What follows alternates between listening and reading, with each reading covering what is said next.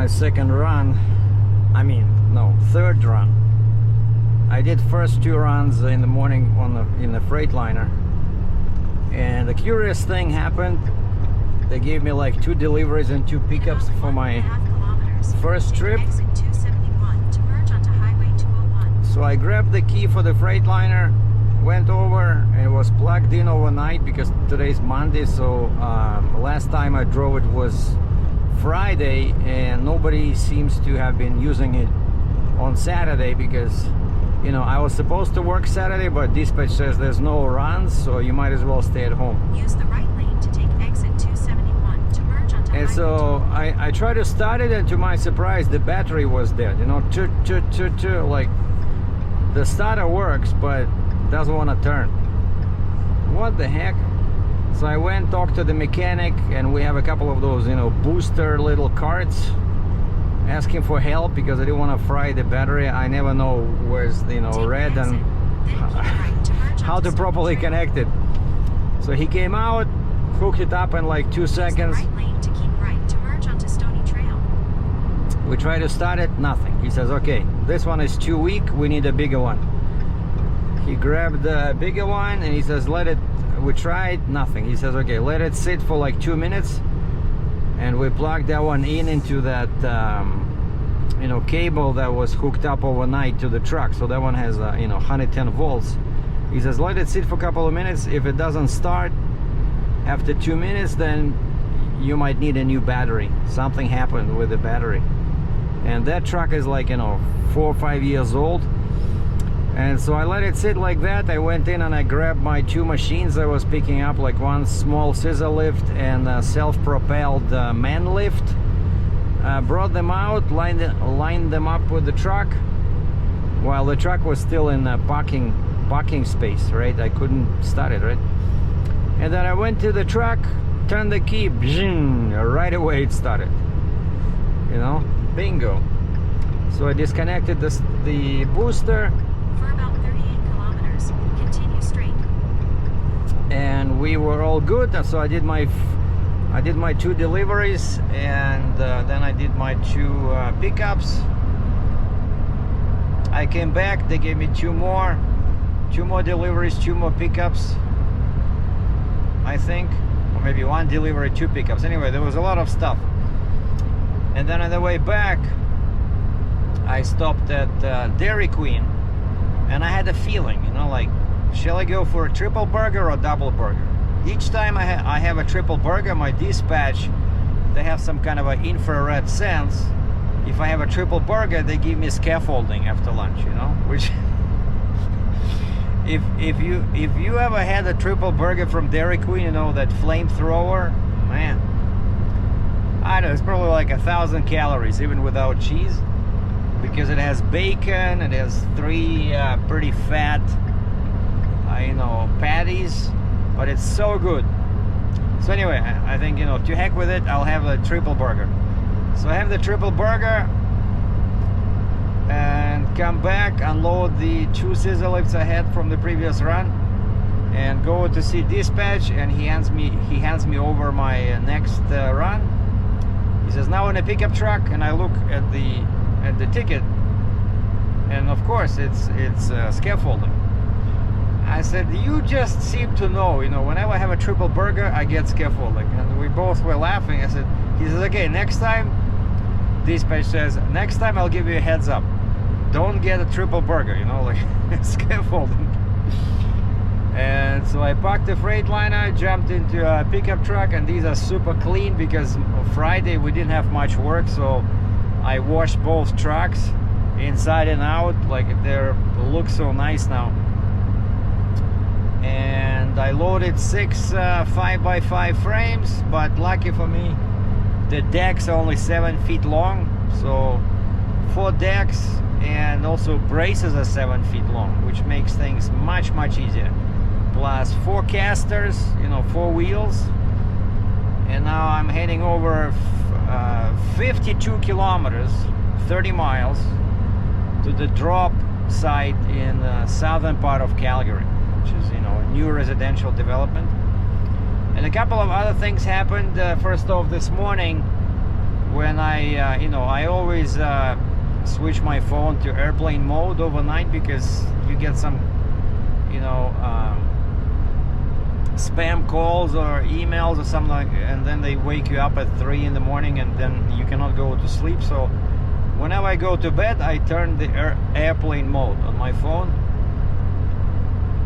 and so I turn the phone back on in the morning at 6 o'clock. No, actually, I set the alarm for 5, but I didn't sleep very well, so the 5 o'clock time, 5 o'clock came, I look at the alarm, I said, screw it. I changed it to 6, and I went back to bed, because I thought I would go for a jog, for a run. Didn't feel like it, so tossed and turned until 6, and then I was at work at 6:40 as usual.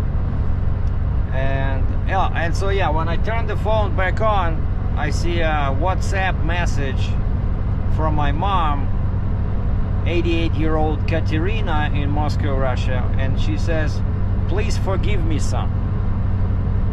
Like, what the heck, like nothing, no hi, no bye, like, "Please forgive me, son."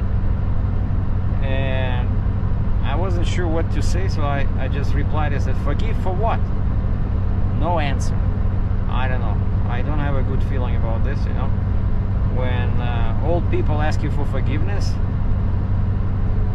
And I know she did not do anything, I did not do anything, so something is not right, And another funny thing happened is that tomorrow is the last day of my Durango rental, and so I sent a message to the customer, or guest as we call him.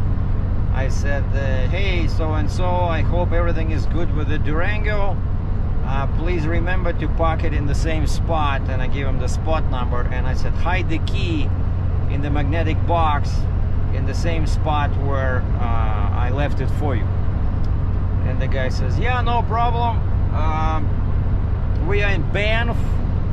We'll be coming tomorrow, and I was just wondering if it's possible to return the car at 1 p.m. instead of 10, because he booked it from 10 a.m. on last Thursday to 10 a.m. Tomorrow, Tuesday." And I said 1 p.m. So that's like, I said, "Please use your app on your phone and change the return time." And he did, and then he texts me back. He says, "They're charging me extra $150. That seems a bit excessive." And by the way, before he mentioned that he wants to wash the car at his cost, and I said, "Okay, you said you want to wash the car. It's fine." I said, "Change the time back to 10, and you can return at 1. Nobody will know, right?" So basically, I was giving him a break. But the guy says, to my surprise, he says, "No, it's okay. What I did is I changed the return to 11 p.m. And so I'm paying this $150, but it gives me more flexibility, because he says in the morning the traffic can be bad from Banff. And so, yeah, he says 11 p.m. I said, okay, so cool. So I'm making extra 75% of 150, and I was thinking, why is it 150? And then it dawned on me that on the night before, I was a bit upset with the low rates that this rental company charges people. It's March, it's almost April, right? And the rates are pretty low. And so I went in and I changed all the upcoming rates. I think from the summer, all the summer months are now at $195 a day Canadian, of course. And then until summer, I changed it to $150. Of course, I cannot change the rate where the rental was already booked. And so this guy booked it at like $100 a day, $90 a day. But then, because he extended it by 1 day, he got into my new pricing. And that's what happened, I didn't tell him because I felt a bit bad. And so the guy's probably thinking, why is it that the daily rental was $100, and then when he tried to increase by 3 hours, all of a sudden they charge him $150? It's because Captain Sergei changed the daily daily rate, right? So I can go either by the company recommended rental, but now that I have a few trips already, I don't care. I can let the car sit. You know, I have this is my customer number 4. I have 5-star rating, so I think 4 trips I can already set up my own pricing. And so I set the minimum at 135. I'm not gonna charge less than 135, so that gives me $100 a day, so which is more or less nice. And then that's like for low season, like winter. And then for mid-season, I'll set it to 150, and then summer is 195. That's because I went to Priceline and I checked how much they charge for a full SUV with 7 seats. 195. I think it was like 199. And so yeah, but at least the good news is that now I'm getting extra fee because the guy wants to return the car later. So that's good. What else happened? Well, I did the Uber over the weekend. I did some food deliveries, but only made like $90, $100 Saturday and Sunday. It was, I don't know, it's still very slow. Did a couple of picked up a couple of passengers, delivered some pizza, you know. Pays $2 a kilometer, why not? And today is Monday, so Monday usually is dead, so I'm not gonna bother with anything. But I think after work I'm just gonna start my Uber Eats delivery and see if there's anything going my way, you know. So this way it'll pay for my gas, even though it's only like 7 clicks. But you know, if there's something going my way, why not? I have bags in my trunk. I can do some quick delivery. Anyway, I'm still 30 clicks away from my drop. Man, this is one long trip. And then so I'm dropping this scaffolding, and then I'm picking up another load of scaffolding to take back, and I'm also picking up some heaters. So basically one delivery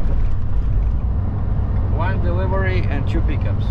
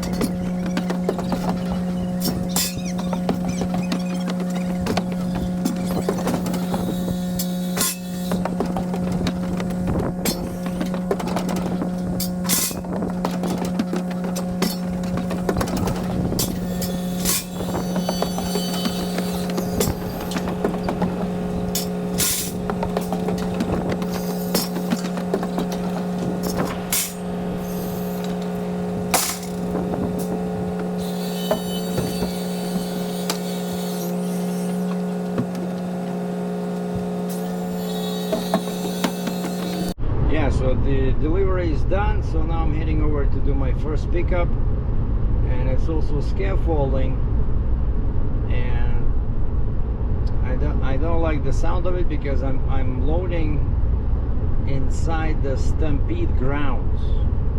And if anybody's familiar with Calgary, Stampede grounds, it's like a BMO exhibition center with, you know, dozens of buildings, and the entire thing is the size of probably, I don't know, 10 football fields. And I'm looking for a house, basically, you know, like a detached house. They started building, and they call it Dream Hold. Some kind of probably like a marketing trick. I'm guessing some construction company built a half-finished house for visitors to see. I don't know, but anyway, I know where to enter the grounds. He says, you know, enter from 25th Avenue and drive about 500 meters and basically look for this house. I said, is it a finished house? The guy says, no, I don't think there's siding up yet, so it's basically just plywood. So I'm looking for one of those plywood houses, and then I have to open the garage somehow, and that's where my scaffolding is. But they gave me a tip. He says it's near the main security office, and I know where that is because once I was picking up something, like one of our machines, they hid it inside the bike storage room next to the main security office, and I talked to 20 people. Nobody knows where bike storage is, and then finally I found it, so I know where the main security is. So heading over there now on Highway 1A, McLeod Trail, since we have no roads in Calgary.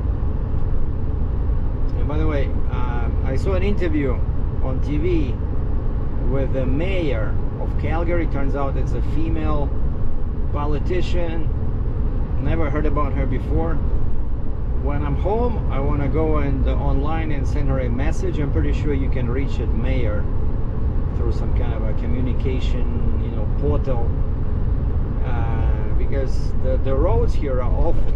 I'm just gonna ask her why the roads in Calgary are so bad. Why are they so much worse, let's say in Toronto? Similar climate, but there's pothole upon pothole, and they have these manhole recessed openings strategically positioned off center, and quite often they would have two of them, so one to hit your left tire or left wheel, and the other one to hit your right wheel. So I mean, these guys are very good, you know, like if they did it on purpose, it would be hard to make it any better, you know, like to make sure that every vehicle hits that manhole cover next to each other, off center. It's, you know, it took a genius to it's like a minefield, you know. So yeah, I want to send them a clear message. Anyway, I am 20 minutes away, 12 kilometers, so hopefully I'll find that house. But I have the guy's phone number. He says, yeah, if you're lost, if you cannot find it, call me anytime and I'll help you out. Okie dokie. So, and then after that, I'm picking up a couple of heaters and taking them back to base. Now look at this. I'm in the middle of Stampede grounds. That's a BMO center. There's a Scotiabank Saddle Dome where they have all these games, I think, hockey games and stuff. There's a Western Event Center, GMC Stadium, and I went to the security. I said, guys, you heard of a term Stampede Dream Home on this? And they said, oh yeah, it's next to Big Four. Like, excuse me, what is Big Four? And they said, well, you'll see a sign. And so Big Four is this, anyway, it's somewhere here. There's a sign, but there's a house in there. There's a house not finished yet. There's no siding for some reason. They're building like a sample, you know, show home, right? And I go there, I find a guy. I said, I'm supposed to pick up some scaffolding here. He says, scaffolding? We have scaffolding? Oh yeah, in the garage. And the only problem is that it's very tight in there. So I backed as far as I could, but I still had about 10 meters to walk because the door to the garage was on the opposite side and there's no other way, you know. So I had to carry piece by piece 6 frames, 5 by 5, and then, okay, there was 5 decks, but they're 7-footers. Okay, I could carry 2 at a time. But then there's a bunch of braces, a bunch of safety posts, safety rails, casters, you know, all this good stuff. Man, took a while, but my hard work was rewarded when I called for my next pickup. I was supposed to go and pick up these electric heaters. I call them, make sure they know I'm coming. The guy says, oh, I don't work there anymore. The phone number I called. He says, but I'll give you a phone number of this guy. He's still with them, so he'll be able to help you. So I call that guy, and he says, I'm gonna call you back in 2 minutes. I have to make sure the heaters are disconnected. They were connected to the main panel, so I think you need some special tools to disconnect them, right? And so he calls me back and says, yeah, unfortunately they're not ready. If you go there now, you won't be able to pick them up. So could you give me the phone number for your main office, and I'll coordinate with them when they're disconnected and ready to pick up. So I gave him our main phone number, and I called my boss, dispatch. I gave him the rundown of the situation. I said, I cannot pick up the heater, so I'm heading back with the scaffolding ETA to yard, 30 minutes. And he said, okay, thank you, sir, head back. All right. So by the time I'm there, it's 4:15. By the time I unload, probably 4:30. And that's the end of my day today. Beautiful. And the weather is getting better and better. It's so hot. Yeah, I have some weird, you know, t-shirt. It was a free t-shirt. Some firefighters gave me a free t-shirt a long time ago. So, and when you see me wearing this, that means that I'm running low on t-shirts, and that I haven't done my laundry in a while. Because normally I don't wear this unless I'm running low on my supply of t-shirts, and I probably have like 50 t-shirts, you know. But it's been a while since I did my laundry. I did my laundry yesterday, but I only cleaned up my work pants and my hoodie, jacket, and baseball hat that I got for free from work. So I still have a bunch of t-shirts to wash, right? And that's why I'm wearing this. But what I like about this is that it has long sleeves, so in the morning it's still chilly, you know. Anyway, heading back to base, and then I'm also gonna ask him before I unload.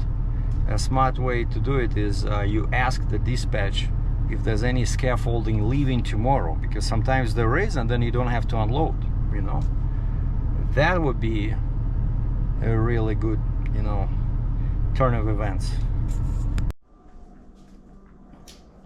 Well, I worked pretty good today, and I think that I finished at like 5 o'clock. So now I'm at home cooking some healthy Mediterranean diet lunch. So we have brown rice. Like, I love this, you know, it's like real Indian brown basmati rice. So yeah, it's not white rice, it's really, you know, with all the fiber and vitamins. It looks like this. Takes about 40 minutes to cook. And while I'm cooking this, I preheated my oven for 425F, and then I cooked on this tray some veggies. So mushrooms, some artichoke, and peppers. And so now once that is done, I'm gonna drain water and mix it up with this, and then have some of that cool down cheap Canadian vodka as appetizer, so to speak. But we're almost done here. So that's my dinner for today. Trying to watch my calories. Now here's the final product. Just mixed up rice with veggies. Looks good. Can't wait to dig in. Well, today is Tuesday, so I didn't do the video yesterday after I came home. And actually a couple of funny things happened. First, I received a curious message from Lyft saying that a safety report came in and they'll be calling me in the next 10 to 15 minutes. And luckily this was the end of my shift.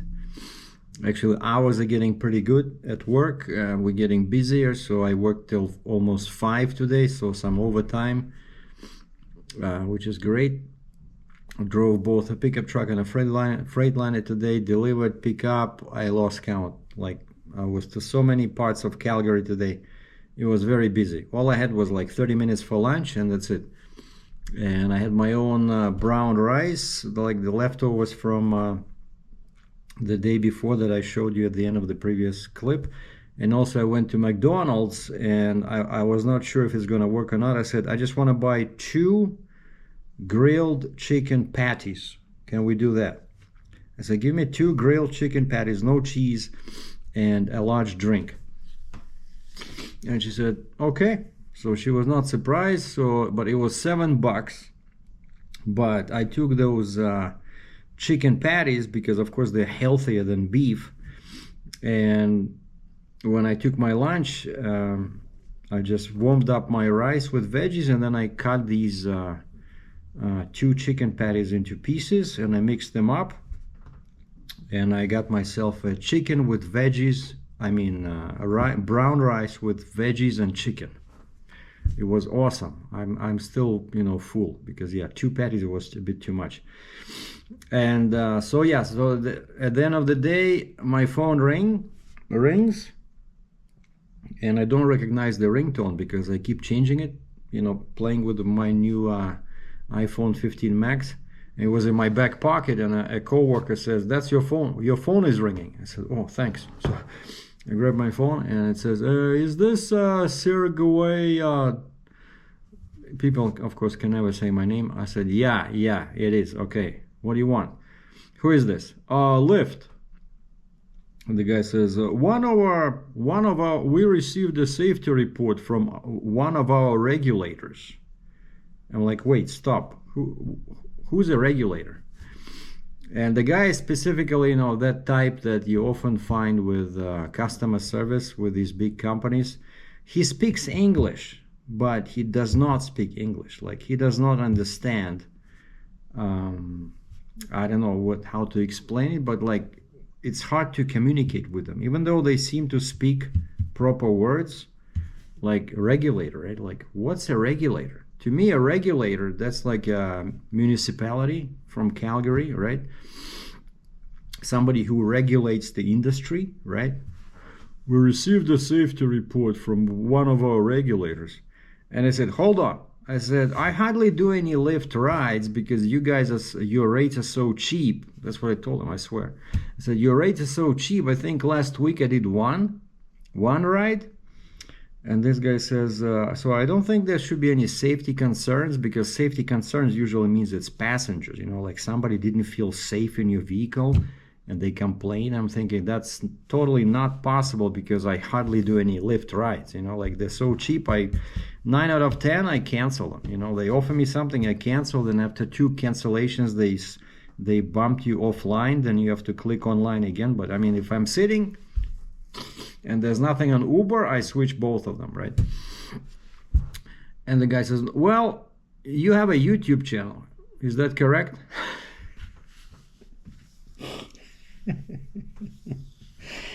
Oh, I said, yes, sir, I do. Oh, can you tell me a little bit about your YouTube channel? What's it about? So I told him that, I used to be a trucker, so this was about my travels through North America. So basically, one of these regulators, and I suspect it's one of my sons of, one of my viewers, because somebody was not happy about me showing faces, and that's what this is about. So this guy says, I want to read you an excerpt from our policy, and please say if you agree or not. I said, yeah, I agree. Okay, so basically no faces, no identities. And I said, I think I did show it a couple of times, but I think I masked it with a black mask. And the guy says, no, we received links to your videos where you can see passengers.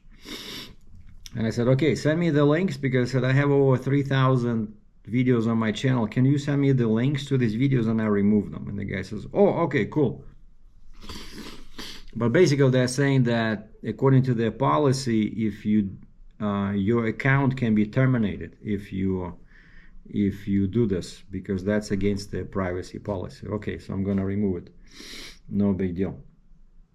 But I'm pretty sure somebody from my channel. I always have some idiots that, you know, complain. Like when I used to have my phone number on the side of my truck, basically trying to drum up some business. All I got was some people complaining and calling me with complaints, you know. Oh, why are you driving in the second lane from the right in the city? Well, if you don't understand that, you probably shouldn't be watching my channel. And the second piece of news is that today's Tuesday, so it's supposed to be a bit busy, right? So I started Uber right when I left work. So my car was still parked in our parking lot. And I got a ride, which is 300 meters away. Okay, so I go there. I pick up a guy at this place where I've been there before for DoorDash, actually. I picked up some food there. So I know that place. I know they do, they create, you know, food packages. Okay, hold on. Let me show you. Where is it?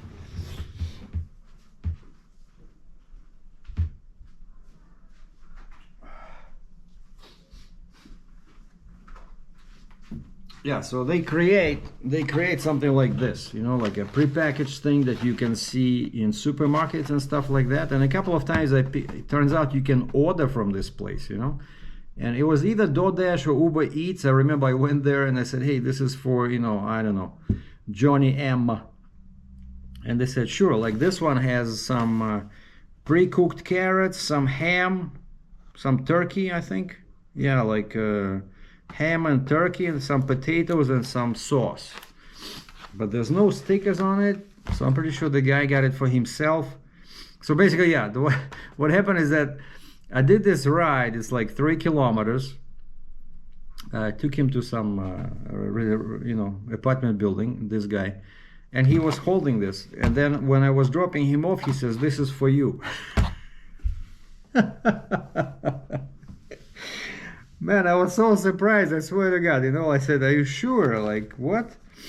You know, like my free dinner today, but, you know, no stickers on it. But I talked to a guy, he says, yeah, that's normal. He says, when people work at this place and they make something for themselves, there's no stickers, right? Stickers only, you know, like valid till if they put it in the supermarket or for a customer, right? So looks like they allow people to make themselves, you know, like a quick dinner. And so that's how this guy decided to thank me for the ride. So he didn't give me a tip, like in, you know, a monetary tip, but he gave me a free food package. So I think I'm gonna eat it. So guys, if you don't hear from me, know that I've been poisoned, okay, and by my last passenger on Uber. And he didn't even have a name, just initials. And by the way, so another piece of news is that my Durango guy extended the rental right up to 11 p.m. And I was hoping that, you know, I looked on the app. I was thinking, what if he returned like now? I'm coming home at 6 o'clock. What if the Durango's already here? Like, how do I start the checkout or check-in? Check-in, yeah, because I'm supposed to take pictures and I record the odometer, you know, see if there's any damage.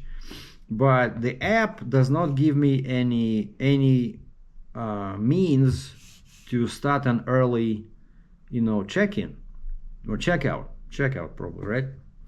It's like a hotel. You're checking in hotel and then you're checking out. So yeah, this is check out because he's returning the vehicle.